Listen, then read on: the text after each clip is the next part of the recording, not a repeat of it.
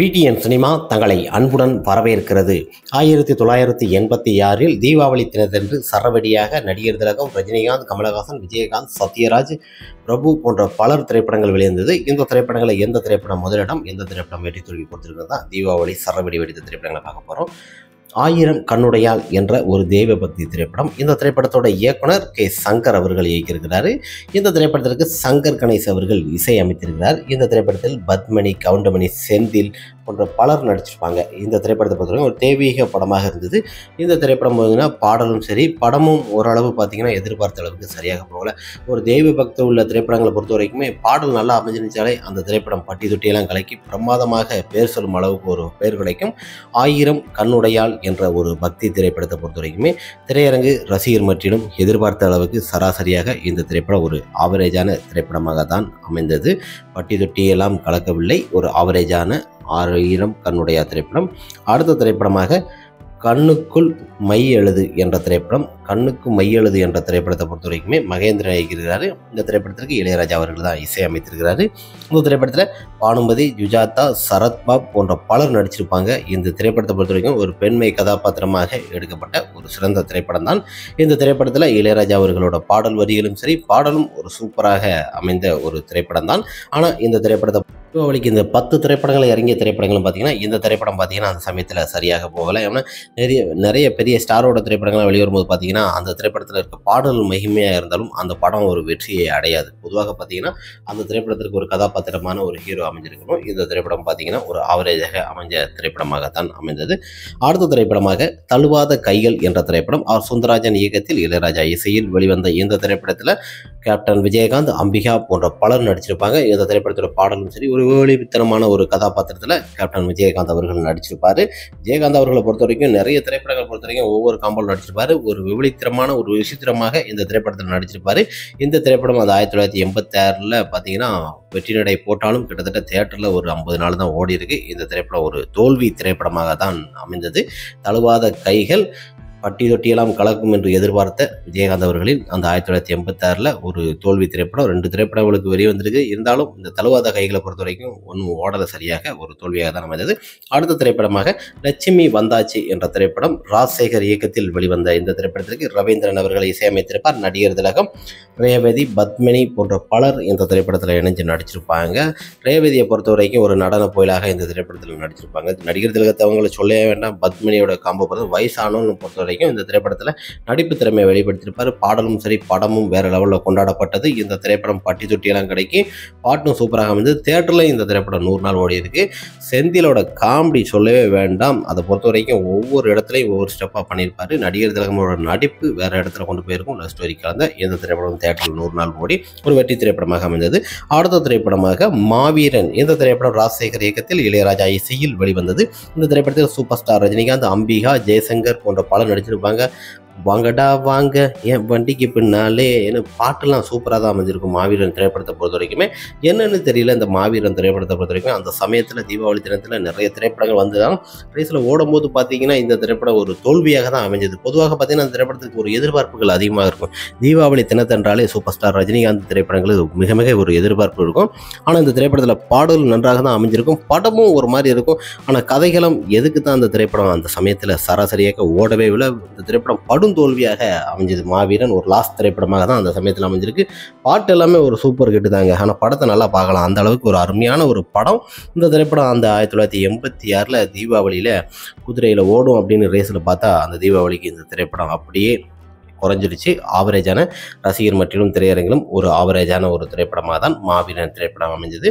அடுத்த திரைப்படமாக பாலைவன ரோஜாக்கள் என்ற திரைப்படம் மணிவண்ணன் இயக்கத்தில் வெளிவந்தது. இளையராஜா இசையில் சத்யராஜ், பிரபு, நளினி போன்ற பலர் நடிச்சிருப்பாங்க. இந்த திரைப்படத்தை பொறுத்த வரைக்குமே லட்சுமி சூப்பரான ஒரு திரைப்படங்க. பாலைவன ரோஜாக்கள் 2 பேரும் கலக்குன்னு கலக்கியிருப்பாங்க.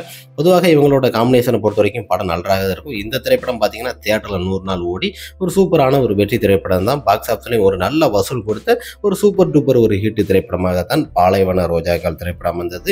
சத்யராஜ், பிரபு அவங்கள சொல்லவே வேண்டாம். பாட்டுக்கு இந்த படத்தில் இருக்க பாடல் எல்லாமே இளையராஜா இசையில் பட்டி தொட்டியெல்லாம் கலக்கி பார்த்தீங்கன்னா திரையரங்கு ரசிகர் மத்தியிலும் எதிர்பார்த்த அளவுக்கு ஒரு சூப்பரான ஒரு வெற்றி திரைப்படம் தாங்க நம்ம சொல்ல முடியும். அந்த அளவுக்கு அந்த சமயத்தில் போட்டி போட்டு வந்த திரைப்படங்களும் இந்த திரைப்படம் நல்ல ஒரு வெற்றி திரைப்படமாக தான் அமைந்தது. பட்டி தொட்டியெல்லாம் கலக்கிய பாலைவன ரோஜாக்கள். அடுத்த திரைப்படமாக தர்ம தேவதை. இந்த திரைப்படம் 1986 SP முத்துராமன் இயக்கத்தில் வெளிவந்தது. இந்த திரைப்படத்தை பொறுத்தவரைக்கும் கேப்டன் விஜயகாந்த், ராதிகா, பல்லவி போன்ற பலர் நடிச்சிருப்பாங்க. இந்த திரைப்படத்தில் இருக்க பாடலும் சரி படமும் AVM ப்ரொடக்ஷனில் தயாரித்த ஒரு திரைப்படம் தான். ஒரு சிறந்த ஒரு பெண்மை கதாபாத்திரமாக எடுக்கப்பட்ட ஒரு திரைப்படம் தான். இந்த திரைப்படமும் தியேட்டரில் பார்த்தீங்கன்னா 100 நாள் ஓடி இருக்கு. ஒரு சூப்பரான ஒரு திரைப்படம் தான். தர்ம தேவதை நிறைவேறிய திரைப்படம் அந்த அளவுக்கு போல ஒரு ஆவரேஜ் அப்படிங்கிறாங்க.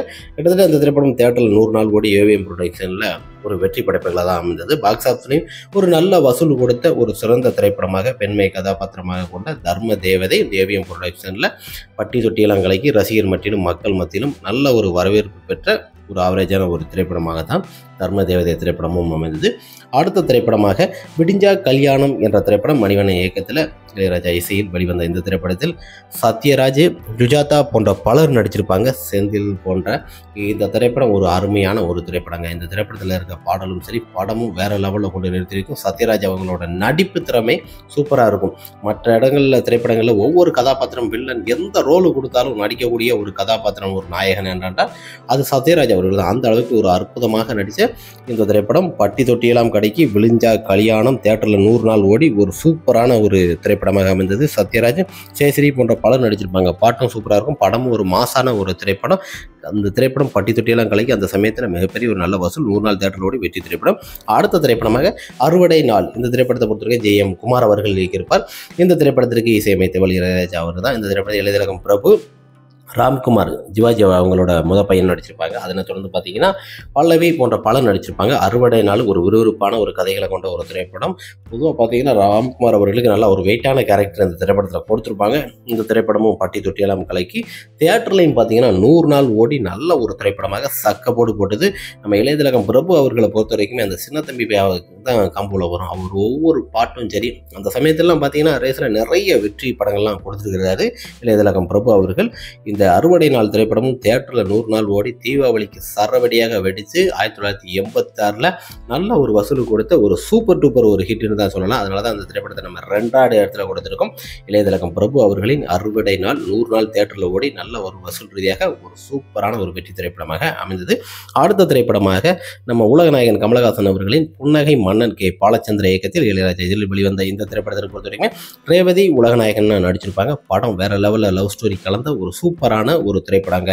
இந்த திரைப்படம் புன்னகை மன்னனை பொறுத்த வரைக்கும் அந்த தீபாவளி தினத்தில் இந்த திரைப்படம் தியேட்டரில் 175 நாள் ஓடி ஒரு சூப்பரான ஒரு வெற்றியை கொடுத்துருக்கு. கிட்டத்தட்ட இந்த திரைப்படம் 100 நாள் தான் ஓடி இருக்கு. அப்படி ஆனால் 174 நாள் பாக்ஸ் ஆஃபீஸ் இதை பார்த்த உடனே மிரள வைக்குது. அந்த அளவுக்கு படத்தில் இருக்க பாடலும் சரி படமும் மிரட்டி விட்டுருப்பாரு உலகநாயகன் அவரோட நடிப்பு. பொதுவாக நடிப்பு திறமை வாய்ந்த ஒரு நடிகர் யார் என்றால் அது உலகநாயகன் கமலஹாசன் தான்.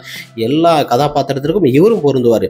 எல்லா வேஷங்களும் போட்டு நடிச்சிருக்கிறாரு. இந்த திரைப்படத்தில் பாடல் வேற லெவலில் கொண்டு நடிச்சிருக்கும். படமும் வேற லெவலில்.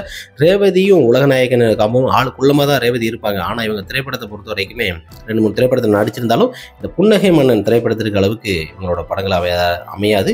அந்த அளவுக்கு ஒரு சூப்பர் டூப்பர் ஒரு ஹிட். திரையரங்கும் ரசிகர் மத்தியிலும் எதிர்பார்த்த அளவுக்கு ஒரு பிரமாண்டமான ஒரு வெற்றியை கொடுத்தது. ஒரு பாக்ஸ் ஆஃப் கலெக்ஷனில் தீபாவளிக்கு அந்த சமயத்தில் பார்த்தீங்கன்னா மிகப்பெரிய ஒரு வெற்றி திரைப்படங்களே. இத்தனை திரைப்படங்கள் வந்ததுலேயே பார்த்தீங்கன்னா இந்த திரைப்படம் சக்கப்போடு போட்டு வசூல் ரீதியாக சூப்பர் டூப்பர் ஒரு ஹிட் கொடுத்த திரைப்படமாக தான் அமைந்தது புன்னகை மன்னன். அதனால தான் முதலிடத்தில் கொடுத்துருக்கோம்.